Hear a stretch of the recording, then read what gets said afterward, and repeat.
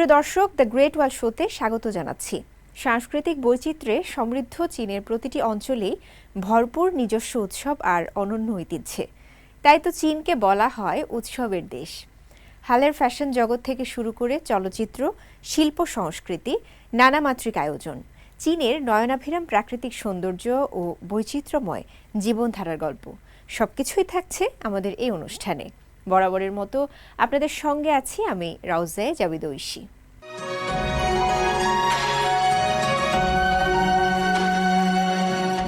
দক্ষিণ পশ্চিম চীনের ছংছিংয়ে সম্প্রতি অনুষ্ঠিত হয়েছে এক ব্যতিক্রমধর্মী ড্রোন ও আলোক প্রদর্শনী। এদিকে দক্ষিণ পশ্চিম চীনের সিচুয়ান প্রদেশের চিকং শহরে শুরু হয়েছে ৩২তম চিকং আন্তর্জাতিক ডাইনোসর লণ্ঠন উৎসব। একই সময়ে বেইজিংয়ের লংছিং গিরিখাতে শুরু হয়েছে ৪০তম লংছিং গর্জে আইস ল্যান্টার্ন আর্ট ফেস্টিভ্যাল। দক্ষিণ পশ্চিম চীনের ছংছিং পৌরসভায় সম্প্রতি অনুষ্ঠিত হয়েছে এক ব্যতিক্রমধর্মী ড্রোন ও আলোক প্রদর্শনী। এতে দেখানো হয়েছে কিভাবে আধুনিক প্রযুক্তির সহায়তায় প্রাচীন সংস্কৃতিকে নতুন ও আকর্ষণীয় রূপে উপস্থাপন করা যায়। নদীকে পর্দা এবং লেজারকে তুলির মতো ব্যবহার করে আয়োজিত নিউ রাইম ছংছিং ড্রোন ও লাইট শো দর্শকদের জন্য তৈরি করে এক অনন্য ও নিমগ্ন অভিজ্ঞতা। প্রদর্শনীর অন্যতম আকর্ষণ ছিল সমৃদ্ধির জন্য প্রস্ফুটিত ফুল শীর্ষক পরিবেশনা, যা চীনা ঐতিহ্যবাহী প্রতীকে সমৃদ্ধ। এতে রাতের আকাশে ধীরে ধীরে ফুটে ওঠে একটি ফুল, যা প্রাচ্য সৌন্দর্যের প্রতীক। অল্প সময়ের মধ্যেই তার পাশে দেখা যায় ঝলমলে রঙিন এক প্রজাপতি, আলো ও গতির এক মোহনীয় সমন্বয়। জল, স্থল ও আকাশ, এই ত্রিমাত্রিক পরিবেশনা প্রদর্শনীর কাহিনী ও দৃশ্যপটকে আরও বিস্তৃত করেছে। বিশেষ করে ঐতিহ্যবাহী চীনা শৈলীতে নির্মিত থিমগুলো তরুণ দর্শকদের মধ্যে ব্যাপক জনপ্রিয়তা পেয়েছে। প্রতিটি দৃশ্য যখন স্থির হয়ে যায়, সেই মুহূর্তে আমি একই সঙ্গে বিস্মিত ও আবেগাপ্লুত হয়ে পড়ি। রঙের ব্যবহারের আধুনিক রুচির কথা মাথায় রেখে উজ্জ্বল ও প্রাণবন্ত রঙের প্যালেট বেছে নেওয়া হয়েছে। প্রযুক্তি শুধু ঐতিহ্যবাহী নকশা পুনর্নির্মাণে সীমাবদ্ধ ছিল না, বরং তথ্য সংগ্রহ, গতিশীল প্রোগ্রামিং ও রিয়েল টাইম ইন্টারঅ্যাকশনের মাধ্যমে বাটারফ্লাই লাভার্স ও ধনভাণ্ডারের কলসির মতো চিরাচরিত প্রতীকগুলোকে রূপ দেওয়া হয়েছে আবেগঘন ও সহজে শেয়ারযোগ্য অভিজ্ঞতায়। এদিকে দক্ষিণ পশ্চিম চীনের সিচুয়ান প্রদেশের চিকং শহরে শুরু হয়েছে ৩২তম চিকং আন্তর্জাতিক ডাইনোসর লণ্ঠন উৎসব। শতাব্দী প্রাচীন লণ্ঠন নির্মাণ ঐতিহ্য ও সমৃদ্ধ ডাইনোসর জীবাশ্ম ভাণ্ডারের জন্য পরিচিত এই শহরটি ডাইনোসরের শহর ও লণ্ঠনের নগরী নামে খ্যাত। গেল শুক্রবার জনসাধারণের জন্য উন্মুক্ত করে দেয়া এই উৎসবে দর্শনার্থীদের জন্য আয়োজন করা হয় চোখ ধাঁধানো ও নিমগ্ন ভিজুয়াল প্রদর্শনী। এবারের উৎসবের প্রতিপাদ্য লণ্ঠনে আঁকা চীন, যেখানে রঙিন লণ্ঠন নির্মাণ, টাইডাই ও কাগজ কাটার মতো চীনের অমূর্ত সাংস্কৃতিক ঐতিহ্যকে চীনা পৌরাণিক কাহিনী ও ঐতিহাসিক গল্পের সঙ্গে একীভূত করা হয়েছে। এতে ২০০টিরও বেশি অনন্য লণ্ঠন প্রদর্শনী স্থান পেয়েছে। উৎসবে আধুনিক প্রযুক্তির ব্যবহারও বিশেষ আকর্ষণ। কৃত্রিম বুদ্ধিমত্তা, AI interaction, smart touch control ও আলো সংবেদনশীল প্রযুক্তির মাধ্যমে দর্শনার্থীরা স্পর্শের মাধ্যমে আলো ও শব্দের পরিবর্তন ঘটাতে পারেন। পাশাপাশি ভার্চুয়াল গায়ক ও যান্ত্রিক ডাইনোসরের সঙ্গেও ইন্টারঅ্যাক্ট করার সুযোগ রয়েছে। উল্লেখযোগ্য প্রদর্শনীর মধ্যে রয়েছে ১৮০ মিটার দীর্ঘ মুলানের কিংবদন্তি, যা আসন্ন চীনা ঘোড়া বর্ষ উপলক্ষে নির্মিত। এতে বীরাঙ্গনা হুয়া মুলানের সাহসিকতা ও দুরন্ত ঘোড়ার চিত্রায়নের মাধ্যমে দেশপ্রেমের বার্তা তুলে ধরা হয়েছে। হুয়া মুলান ছিলেন দক্ষিণ ও উত্তর রাজবংশ যুগের এক কিংবদন্তি তুল্য নারী যোদ্ধা। তিনি বাবার বদলে পুরুষের ছদ্মবেশে সেনাবাহিনীতে যোগ দিয়ে দীর্ঘ ১২ বছর যুদ্ধ করেন। আরেকটি আকর্ষণ হল ৩৫ মিটার উঁচু চাইনিজ নটের ফটক। যা চীনের ঐতিহ্যবাহী প্রতীকের আদলে নির্মিত। এর সামনের ও পেছনের দিক একই রকম নান্দনিক, যা অতীত ও বর্তমানের মধ্যে এক প্রতীকী সেতুবন্ধন তৈরি করেছে। এই উৎসবের মাধ্যমে ঐতিহ্য ও আধুনিক প্রযুক্তির মেলবন্ধনে চিকং আবারও বিশ্ববাসীর নজর কেড়েছে। অন্যদিকে বেইজিংয়ের উপকণ্ঠে অবস্থিত লংছিং গিরিখাতে গেল সপ্তাহে উদ্বোধন হয়েছে 40তম লংছিং গর্জে আইস ল্যান্টার্ন আর্ট ফেস্টিভ্যাল। বরফের ভাস্কর্য ও মনোমুগ্ধকর আলোকসজ্জায় ভরে ওঠা এই উৎসব দর্শনার্থীদের দারুণভাবে আকর্ষণ করছে। এই বছরের উৎসবের প্রতিপাদ্য legends of Longsing gorge, a tribute to the classics, যেখানে গত 4 দশকে বরফ ও তুষার ভিত্তিক সাংস্কৃতিক পর্যটনের বিকাশকে স্মরণ করা হয়েছে। চীনের জনপ্রিয় ক্লাসিক অ্যানিমেশন চলচ্চিত্র monkey king heaven in heaven থেকে অনুপ্রেরণা নিয়ে তৈরি করা হয়েছে এক রূপকথার বরফের জগৎ, যা দর্শকদের জন্য এনে দিচ্ছে এক অনন্য শীতকালীন সাংস্কৃতিক ও পর্যটন অভিজ্ঞতা। প্রায় 5 লাখ বর্গমিটার এলাকা জুড়ে আয়োজিত এই উৎসবের প্রায় অর্ধেক জায়গা জুড়ে রয়েছে বরফ ও লণ্ঠনের প্রদর্শনী, যা প্রাকৃতিকভাবে বরফে ঢাকা উপত্যকার পটভূমিতে স্থাপন করা হয়েছে। অনেক কৌতূহল নিয়ে আজ আমি এই বরফ লণ্ঠন প্রদর্শনী দেখতে এসেছি। বরফে খোদাই করা বানর রাজা ও বিভিন্ন দেবদেবীর মূর্তিগুলো সত্যি চোখের জন্য এক অনবদ্য উৎসব। লংছিং গর্জ আইস ল্যান্টার্ন উৎসব প্রথম শুরু হয় 1987 সালে। মজার ব্যাপার হলো, ওই বছরে জন্মগ্রহণকারীরা বৈধ পরিচয়পত্র দেখিয়ে বিনামূল্যে প্রবেশের সুযোগ পাচ্ছেন এবার। এই উৎসবটি চলবে আগামী মার্চ মাস পর্যন্ত। রাউজায় Jabida Oishi, CMG Bangla. China media গ্রুপের ইংরেজি নববর্ষ গালায় এবার আলাদা করে দৃষ্টি কেড়েছে হিউম্যানয়েড রোবটের অভিনব পারফরম্যান্স। এই আয়োজনে প্রযুক্তি আর মঞ্চশিল্পের মেলবন্ধন দর্শকদের সামনে তুলে ধরে এক নতুন অভিজ্ঞতা। সাংহাইয়ে মঞ্চস্থ নিউবট পরিবেশনায় গায়ক ও নৃত্যশিল্পীদের সঙ্গে তাল মিলিয়ে পারফর্ম করে হিউম্যানয়েড রোবট। তারা ব্যাকফ্লিপ, ড্রাম বাজানো এবং মানব শিল্পীদের সঙ্গে সমন্বিত নড়াচড়ার মাধ্যমে দর্শকদের বিস্মিত করে। দর্শক গালায় রোবটের পরিবেশনা কেমন ছিল চলুন দেখে নিন।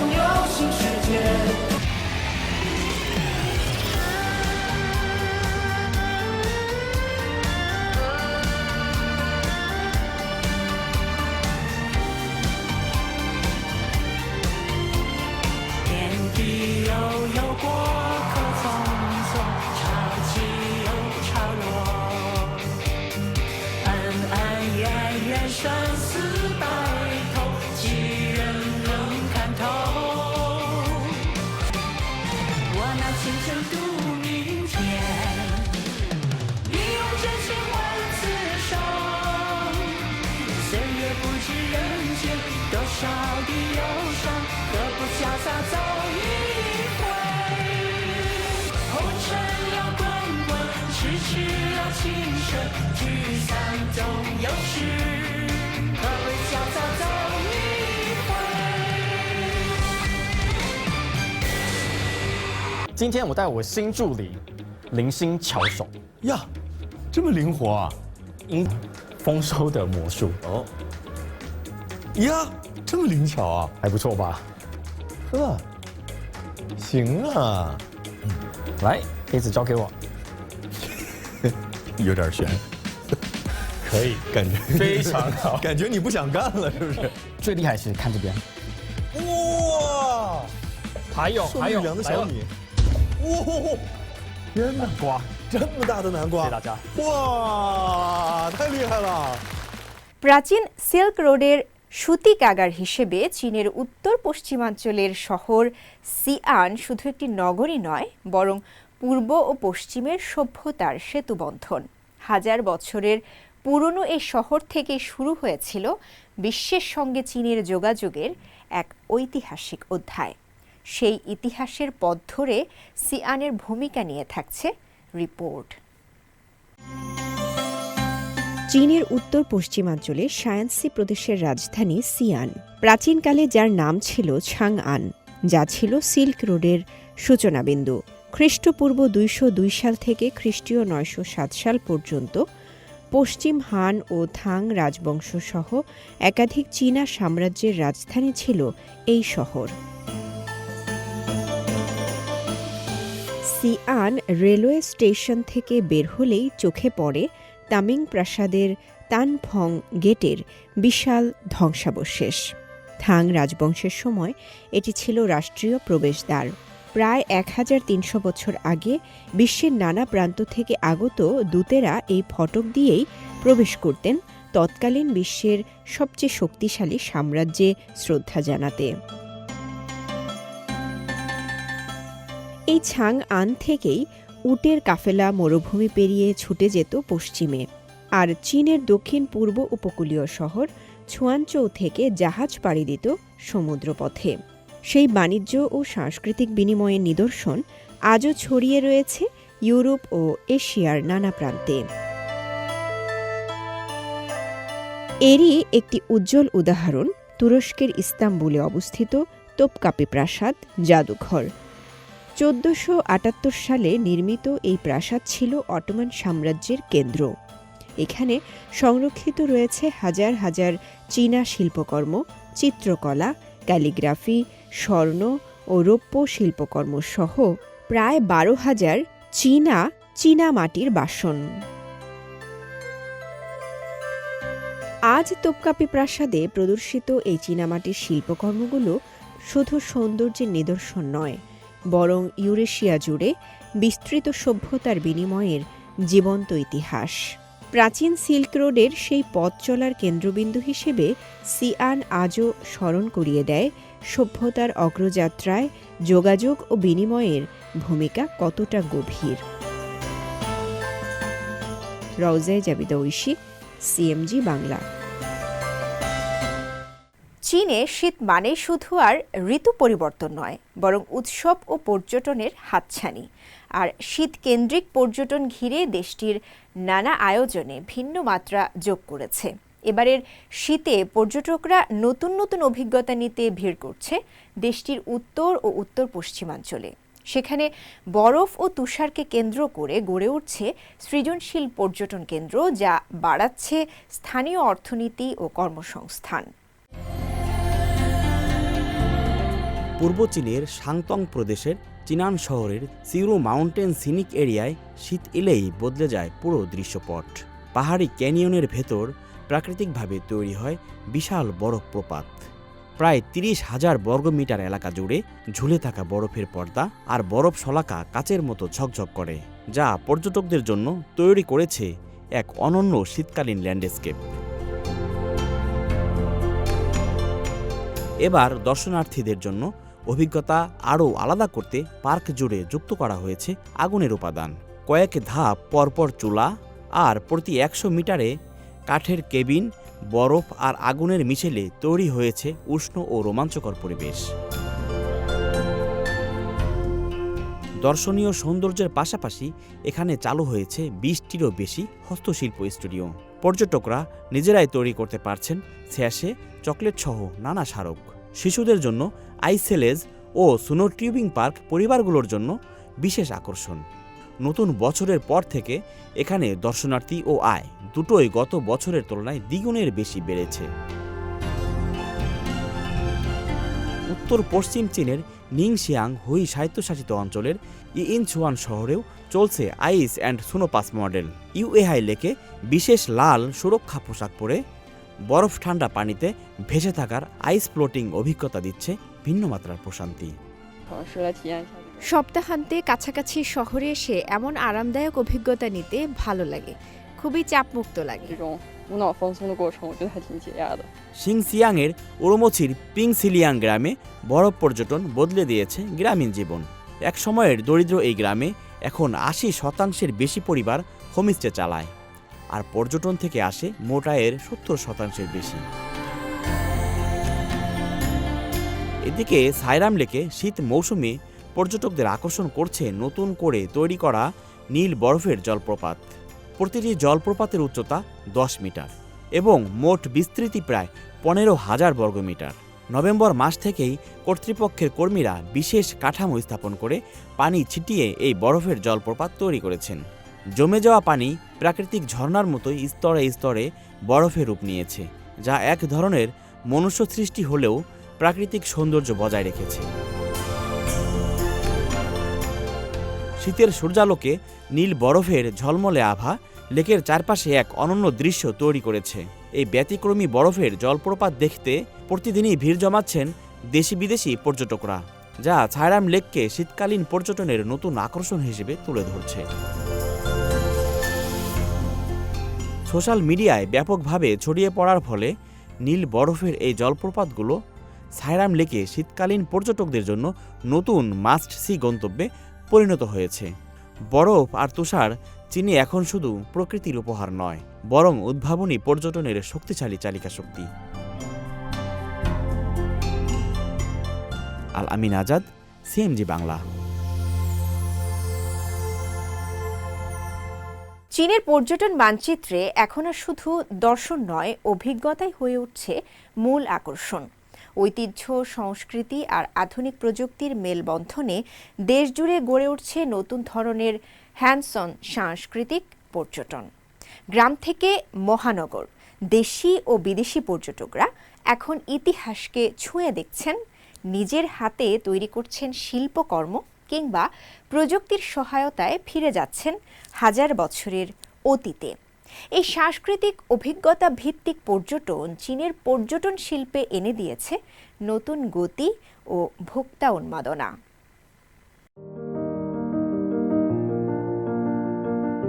সাম্প্রতিক ছুটির মৌসুমগুলোতে চীনে অভ্যন্তরীণ পর্যটনের উল্লেখযোগ্য উত্থান দেখা গেছে।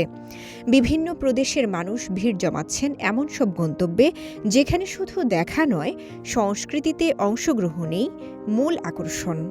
পাশাপাশি ভিসামুক্ত নীতির সম্প্রসারণ আন্তর্জাতিক পর্যটকদের সংখ্যাও দ্রুত বাড়িয়ে তুলেছে। চীনের পূর্বাঞ্চলীয় আনহুই প্রদেশের শেসিয়ান কাউন্টির চানছি গ্রাম রাত নামলেই সরু গলিপথ আলোকিত হয়ে ওঠে শত শত মাছের আকৃতির লণ্ঠনে। ৮০০ বছরের পুরনো এই ঐতিহ্যবাহী ফিশ ল্যান্টার্ন প্যারেড এখন শুধু একটি উৎসব নয়, বরং পর্যটনের বড় আকর্ষণ। পর্যটকরা এখানে শুধু দর্শক নন, নিজ হাতে লণ্ঠন বহন করছেন, ঢোল বাজাচ্ছেন, এমনকি নিজেরাই তৈরি করছেন ঐতিহ্যবাহী মাছের লণ্ঠন। লণ্ঠনটা বেশ ভারী, কিন্তু হাতে ধরে হাঁটতে পেরে আমি খুবই আনন্দিত। মনে হচ্ছে আমি এই সংস্কৃতিরই একটা অংশ।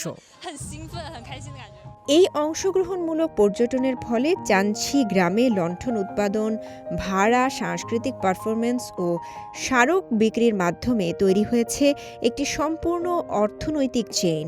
শুধুমাত্র ২০২৫ সালে এখানে পর্যটক সংখ্যা বেড়েছে ৪১০%। একই চিত্র দেখা যাচ্ছে চীনের সিরামিক্স ক্যাপিটাল হিসেবে পরিচিত চিংতেচেন শহরে। পুরনো একটি চীনামাটির কারখানাকে নতুন করে সাজিয়ে তৈরি হয়েছে থাও Sichuan ceramic cultural park.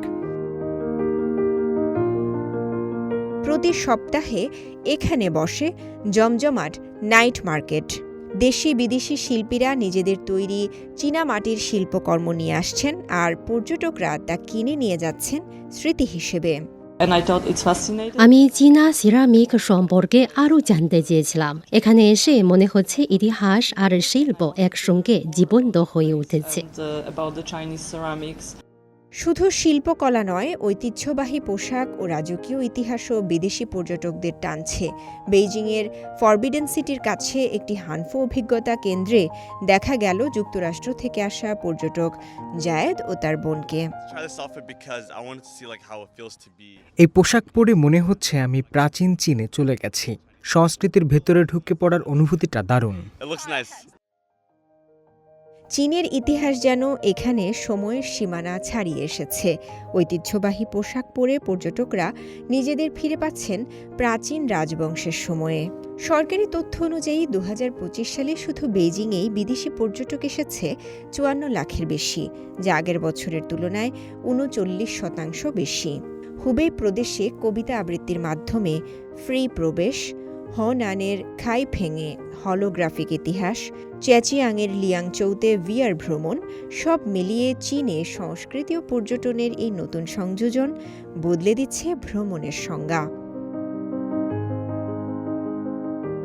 রওজায়ে জাবিদ Oishi, CMG Bangla.